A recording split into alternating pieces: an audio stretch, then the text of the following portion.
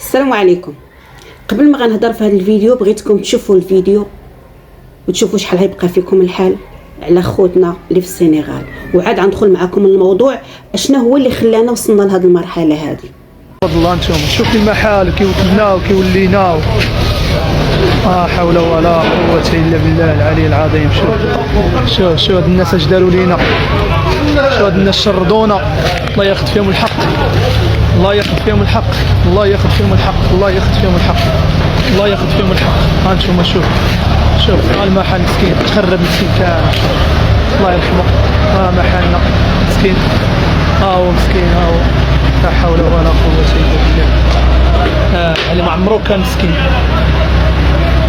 اللي ما عمرو كان شعلوا فيه العافية كاع، لا حول ولا قوة الا بالله. ها انتم الاخوان مهدي، ها انتم شاش داروا لينا. شوف على تكرفيصة، شوف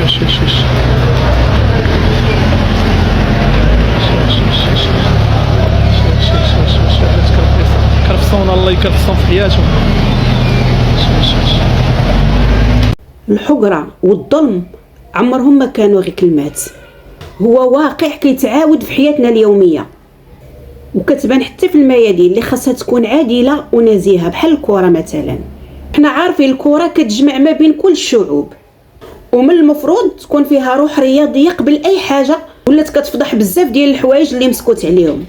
المنتخب ديالنا المغربي دار مجهود، لعب برجوله، وصل النهائي بالعرق ديالهم، ووقف صامد قدام منتخب اللي ما بغيتش نقول الاسم ديالو حيت لعب لينا على اعصابنا واعصاب وليداتنا، ودا لينا الكاس من يدينا عصفا يعني، وبواحد النتيجه اللي غير مشرفه. في واحد اللحظه ملي جات ديك ضربه جزاء واضحه كلنا شفنا بان الشغب وقع وضرنا خاطرنا بقى فينا الحال، وهذا الشيء راه خلى الاحساس بالحقره يكبر، حيت ملي كتشوف حقك كيتحيد قدام عينيك الالم راه كيزيد يتضاعف.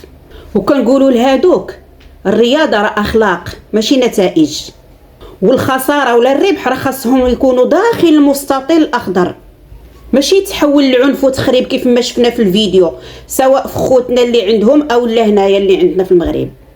ولكن السؤال الكبير اللي خاصنا نطرحه على راسنا هو علاش ديما كنلقاو راسنا في مواقف بحال هذه؟ علاش دائما كنكونوا الطرف اللي كيتظلم وكيصبر؟ والجواب كيرجع لواحد الصفه اللي كنفتخروا بها حنا كمغاربه، اللي هي طيبه قلبنا والنيه ديالنا، هي اللي وصلتنا لهذا الشيء، حيت قلبنا طيب. المغاربه شعب معروف بكرم الضيافه، والمغاربه معروفين بالقلب الواسع. اي واحد دخل عندنا هنا كنستقبلوه، كنحترموه، كنوكلوه، كنشربوه، وكنعاملوه بحال اللي هو واحد منا. هذه حاجه زوينه ومشرفه، ولكن الطيبه ملي كتولي بلا حدود راه كتولي ضعف وكيستغلوها وحدين اخرين.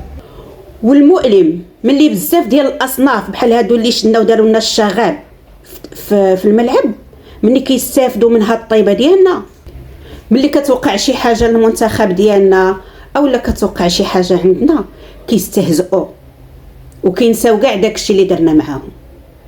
هنا كنحسوا بان الطيبه خاصها تكون مقرونه بالوعي، وبان الاحترام خاصو يكون متبادل ماشي من جهه وحده. وهذا الشيء كامل راه خاصو يعلمنا بان الدفاع عن الحق راه ماشي عيب، وان المطالبه بالعدل ماشي قله ادب، وان الروح الرياضيه راه كتكون حتى في المواقف الصعيبه، ولكن ما نسمحوش ليهم يحقرونا. المنتخب ديالنا رابح، ورابح قلوب الناس، ورابح قلوب المغاربه، وربح احترام بزاف ديال الناس اللي كيعرفوا الكره ديال بصح، وربح محبه خوتو المغاربه اللي واقفين معاه في السراء وفي الضراء، في الربح وفي الخساره. اللي خاصنا دابا نديرو هي نفيقوا ونراجعوا راسنا ونبقاو طيبين، ولكن ما نكونوش ساذجين، نكونوا كرماء، ولكن ماشي على حساب كرامتنا، حيت الحقره كتوجع والظلم كيقهر، ولكن الوعي كيقوي، والمغرب عمره ما كان ضعيف. غير خاصنا نعرفوا فين نعطيو وفين نوقفوا وفين نقولوا هذا حقنا ما غاديش نتنازلوا عليه.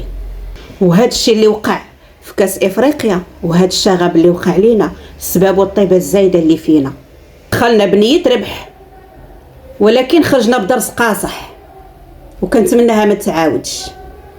وتبارك الله عليكم، وكلنا يد وحده، والله كنعاودها، والوطن والملك، وتبارك الله عليكم.